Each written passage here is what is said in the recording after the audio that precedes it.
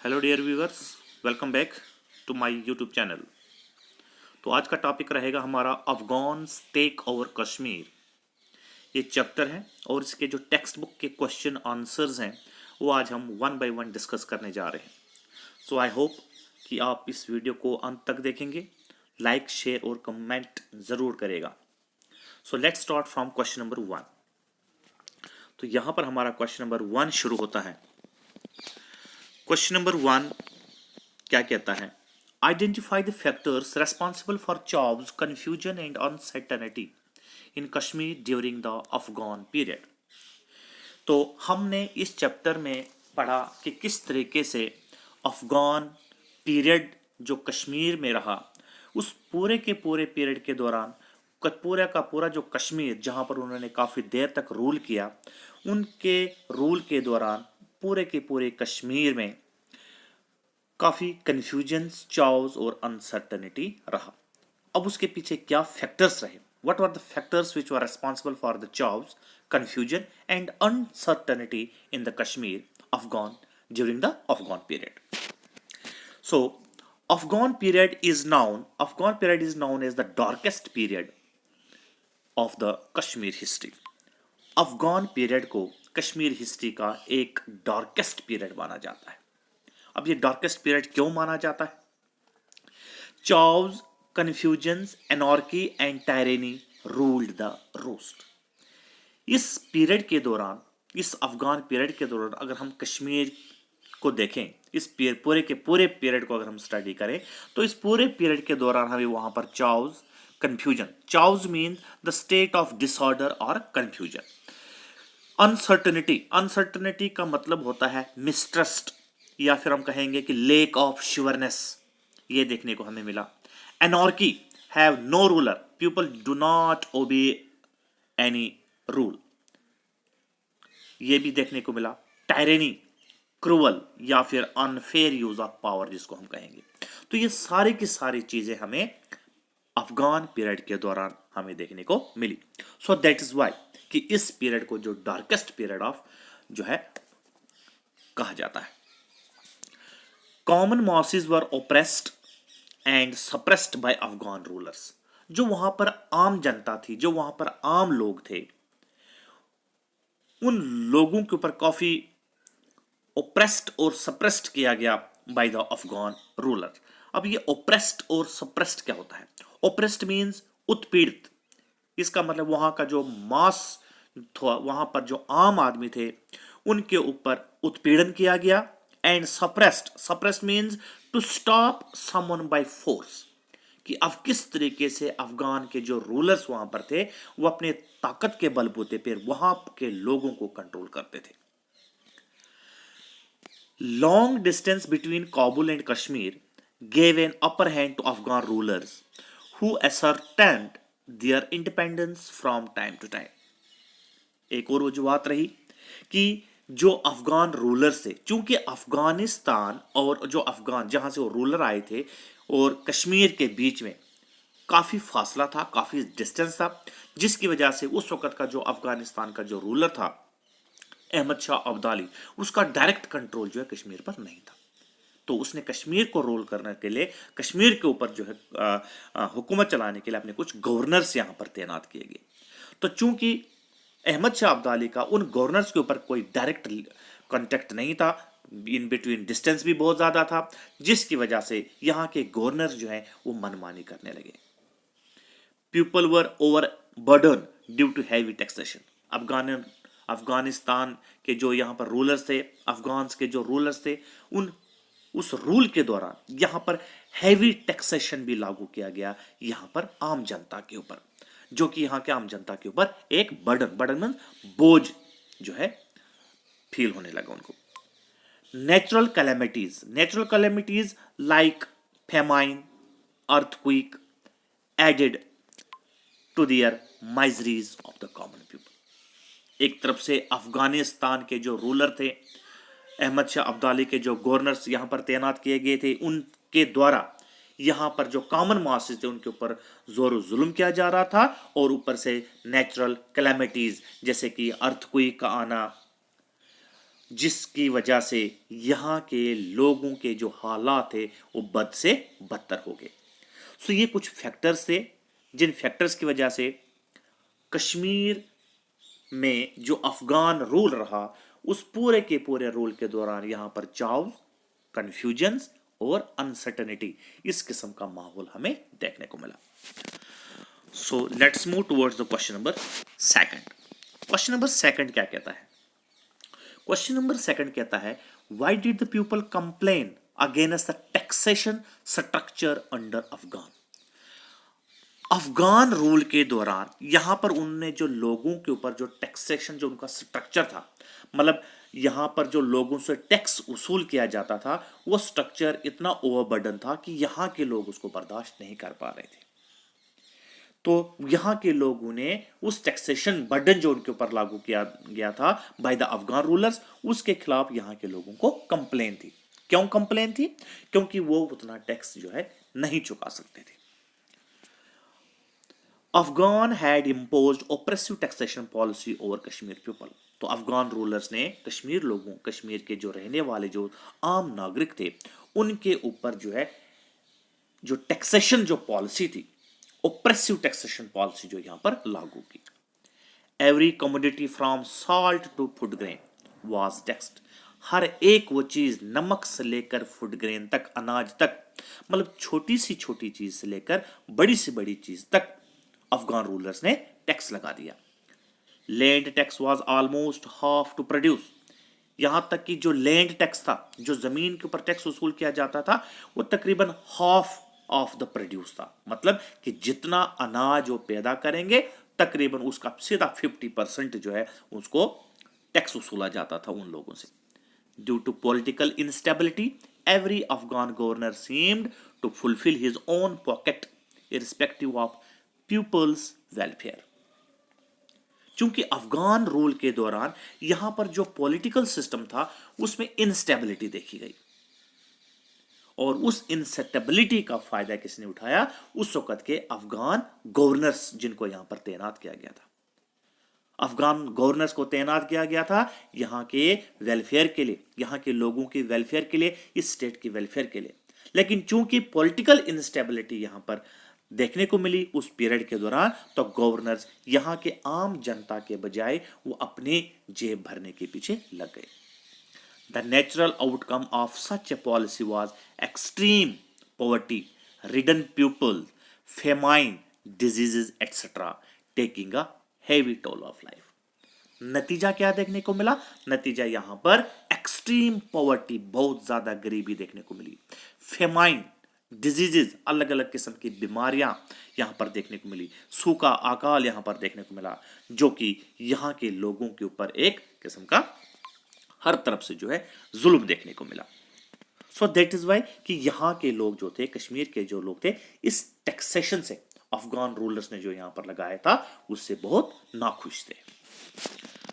Now let's move towards the question number 3। Question number 3 क्या बोलता है?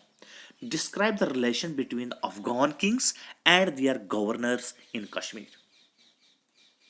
यह क्वेश्चन बताता है कि जो अफगान का जो राजा था, जो रूलर था अफगानिस्तान में, और उसने जो यहां पर गवर्नर्स तैनात किए थे, उनके बीच में, उनका बीच का जो रिलेशन थे वो किस प्रकार के थे? The relation between Afghans kings and their governors was not cordial. तो यहां पर जो रिलेशन थे बिटवीन द अफगान के जो राजा था, या फिर उसने जो अपनी तरफ से यहां पर गवर्नर कश्मीर में तैनात किए थे, उनके बीच में जो रिलेशंस थे वो कॉर्डियल रिलेशंस नहीं थे। कॉर्डियल रिलेशंस मतलब नॉट ए फ्रेंडली, मतलब फ्रेंडली रिलेशन, अच्छे रिलेशन नहीं थे। इन सिंपल वर्ड्स हम ये कह सकते हैं कि अफगान किंग और गवर्नर्स के बीच में जो रिलेशनशिप अच्छा होना चाहिए था वो देखने को नहीं मिला। One of the important reason was the distance which gave Afghan governors free hand to rule without any checks. और उसकी सबसे बड़ी वजह क्या रही? The distance between the two states. Afghanistan और कश्मीर के बीच में जो डिस्टेंस था, जो फासला था, वो जो बहुत ज्यादा था। जिसकी वजह से टाइम टू टाइम उनको चेक करने का जो अफगान के जो राजा थे, जो उनके रूलर थे, वो डायरेक्टली यहाँ पर उनका time to time check and balance नहीं कर सकते थे। इसलिए अफगान रूलर्स यहाँ पर अपनी मनमानी करते थे, अपनी जेब भरते थे। सो ये एक रीजन रहा कि क्यों इनके बीच में रिलेशन अच्छे ताल्लुकात नहीं रहे। They taxed people at their will wages, तो वो यहाँ के लोगों को अपनी मन मर्जी के मुताबिक टैक्स लगाते थे। Continue wars against their rivals which led to political instability and strained relations with their patterns। और इस तरीके से यहाँ पर उन दिनों में जो यहाँ के गवर्नर थे, continuous wars against their rivals जो होते थे, अपने अपोजिट उनके साथ लगातार किसी न किसी मसले को लेकर उलझन लड़ाई में लगे रहते थे, और जिसकी वजह से हमेशा ये देखने को मिला कि अफगान रूल ज़्यादातर यहाँ पर इनस्टेबल रहा। मतलब उनका जो पॉलिटिकल जो सिस्टम था वो यहाँ पर इनस्टेबिलिटी की देखने को मिली। Question number 4, state in brief the administration set up under the Sikh rule. Afghan rule के बाद यहां पर सिख रूल आया। अब जब सिख रूल यहां पर एस्टेब्लिश हुआ तो सिख रूल के अंडर जो उनकी एडमिनिस्ट्रेशन थी, उन्होंने इस कश्मीर को एडमिनिस्ट्रेट करने के लिए अपनी एडमिनिस्ट्रेशन का जो स्ट्रक्चर था, जो सेटअप था, वो क्या था। In order to administer Kashmir the province was divided into Parganas.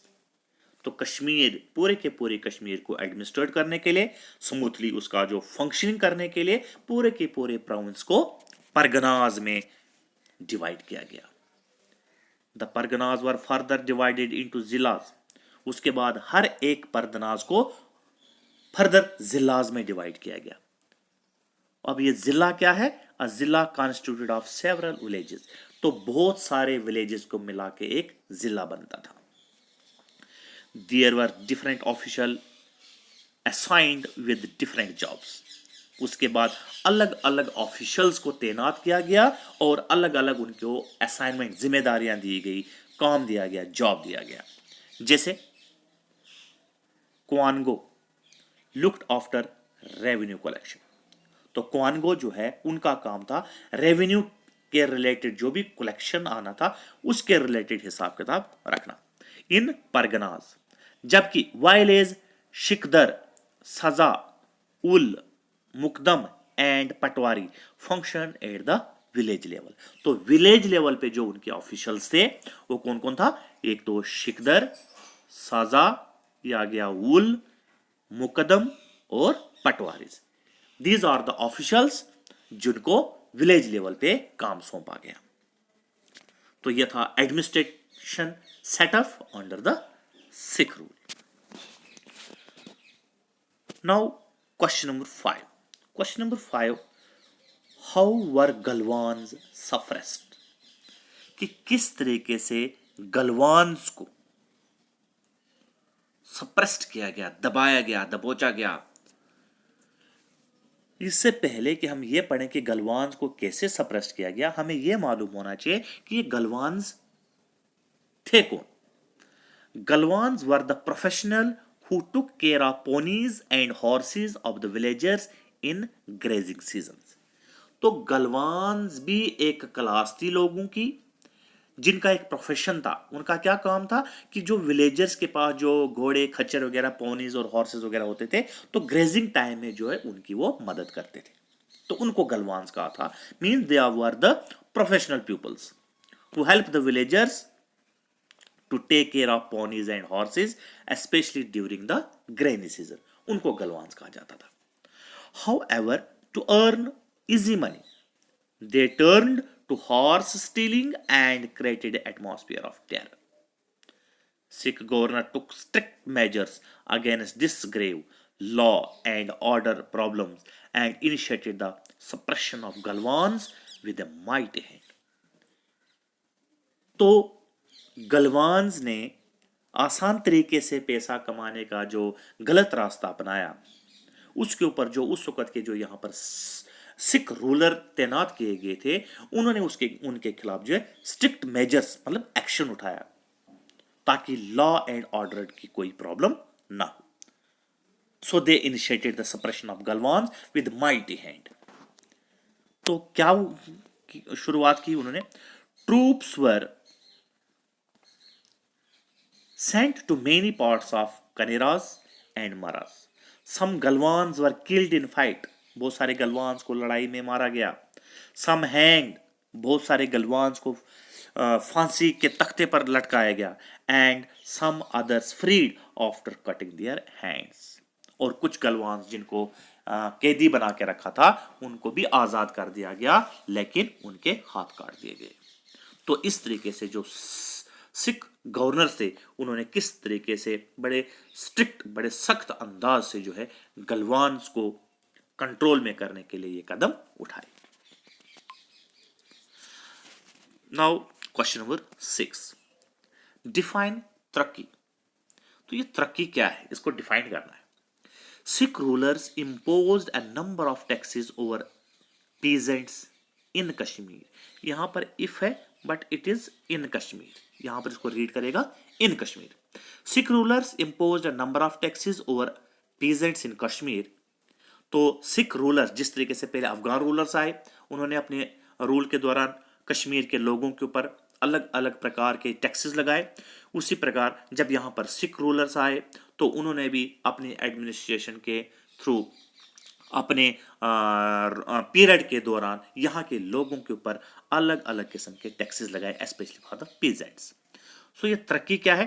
तरक्की was an additional tax that a peasant paid to pay along with hand revenue. तो जैसे कि अलग एक आम रेवेन्यू जो लोगों से टैक्स कलेक्शन की जाती थी, तो जो पीजेंट क्लास के जो लोग थे, जो पीजेंट क्लास में जो लोग फॉल करते थे, उनको एक एडिशनल, मतलब एक तो आम टैक्स देते ही देते थे, लेकिन उसके अलावा एक और एडिशनल टैक्स बाय हैंड दिया जाता था, उनको कहा जाता था तरक्की। दिस वाज इक्वल टू, ये तरक्की किसके बराबर था? इक्वल टू 2 to 4 ट्रक्स पर kharwar. The unit of trak was equal to 5 kg। तो एक यूनिट मतलब एक ट्रक का मतलब 5 kg, while as kharwar was taken as 80 kg, जबकि एक ख्वार का मतलब 80 kg। तो it means on the whole की डिफाइंड ट्रक की, ये ट्रक क्या था?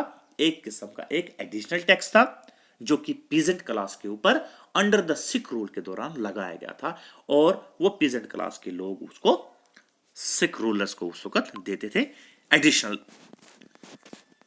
Tax. Question number 7, Why do you think Ranjit Dev maintained diplomatic relations with contemporary powers? आप ऐसा क्यों समझते हैं कि रंजीत देव जो था उसने अपने डिप्लोमेटिक रिलेशंस जो है उनको मेंटेन रखा with contemporary powers? Contemporary powers, अब ये कंटेम्परेरी पावर्स होता क्या है? Contemporary powers mean the powers which occur at the same period of time. मतलब उस वक्त की जो बाकी पावर्स थी, उसके आस पड़ोस में जो बाकी पावर्स थी, उनके साथ एक डिप्लोमेटिक रिलेशंस बनाने में कामयाब रहा, उनको मेंटेन रखा रंजीत देव सिंह ने। तो ऐसा क्यों? आंसर है, Ranjit Dev who ruled Jammu was surrounded by strong powers of Mughal. तो रंजीत देव जिसने जम्मू के ऊपर रूल किया, तो जम्मू एक ऐसा रीजन था जिसके आस पड़ोस में, जिसके सराउंडिंग में दूसरे रूलर्स थे, मुगल रूलर्स, जो कि काफी ताकतवर, काफी स्ट्रांग पावर में थे in India and Afghans of Kashmir. और कश्मीर में अगर देखा जाए तो अफगान थे उस सराउंडिंग में और मुगल्स भी यहां पर उसके सराउंडिंग में थे। In order to have peace and tranquility in his region, तो अपने रीजन में, जम्मू का जो रीजन था, चूंकि उस वक्त यहां पर जो था ये रूलर था, गवर्नर था, तो उस रीजन में पीस और ट्रैंक्विलिटी को कंटिन्यू रखते हुए वो चाहता था कि मेरे इस रीजन में अमन और शांति जो है बरकरार रहे, तो उसको बरकरार रखने के लिए ही maintained diplomatic relations with his contemporary powers. तो अपने रीजन में पीस कायम करने के लिए, ट्रैंक्विलिटी कायम करने के लिए उसके जो अपने कंटेम्परेरी पावर्स थे, उसमें आस पड़ोस के जो भी बाकी रूलर्स है या आस पड़ोस के बाकी जो भी पावर्स थे उनके साथ जो डिप्लोमेटिक रिलेशंस थे उनको मेंटेन रखा, ताकि वो अपने रीजन को या अपने रीजन में जो है पीस कायम बरकरार रख सके। By virtue of his wise policy he wanted of danger during his rain. तो उसकी ये समझदारी, उसकी ये जो पॉलिसी थी कि मैं किस तरीके से अपने आस पड़ोस की जो पावरफुल पावर्स हैं उनके साथ मैंने अच्छे से तालमेल कर रहना है, और ताकि वो अपने रीजन को उन पावर से बचा सके, और ये उसमें कामयाब भी रहा और अपने रीजन को उन पावर से काफी देर तक इसने बचा के भी रखा।